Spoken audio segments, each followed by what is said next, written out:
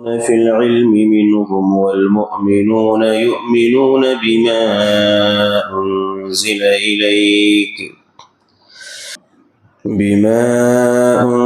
إليك وما أنزل من قبلك والمقيمين الصلاة والمؤتون الزكاة والمؤمنون بالله واليوم الآخر أولئك سنؤتيهم أجرا عظيما۔ یہ سورہ نساء کی آیت نمبر 162 ہے۔ اس سے پہلے کی آیتوں میں اللہ تبارک و تعالی نے یہودیوں کے کفریہ عقائد اور ان کی بداعمالیوں کو بیان فرمایا تھا۔ اب یہاں سے اللہ تبارک و تعالی یہودیوں میں سے بعض ان لوگوں کا ذکر فرماتے ہیں کہ جو مخلص تھے اور صحیح دین پر عمل کرتے تھے، اور اسی وجہ سے جب نبی آخر الزمان رسول اللہ صلی اللہ علیہ وسلم کی بعثت ہوئی اور انہوں نے اپنے توریت کے علم کے مطابق وہ تمام علامتیں رسول اللہ صلی اللہ علیہ وسلم کے اندر دیکھیں جو نبی آخر الزمان کے حوالے سے بتائی گئی تھی، تو وہ ایمان لے آئے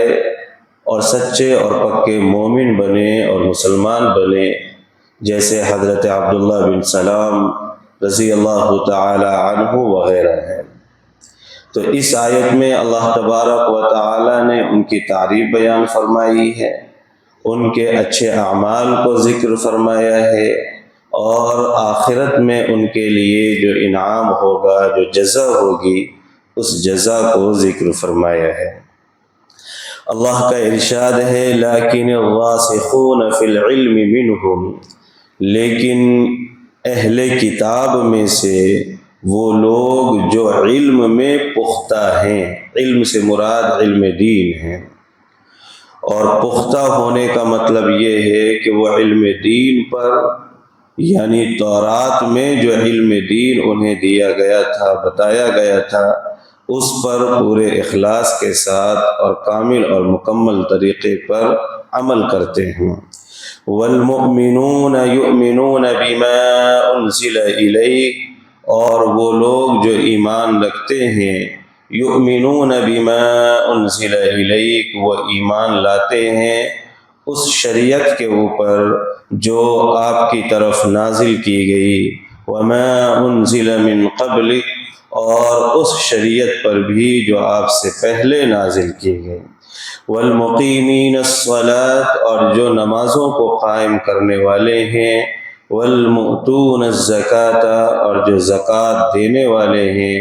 والمؤمنون باللہ والیوم الآخر، اور جو اللہ اور آخرت کے دن پر ایمان رکھنے والے ہیں،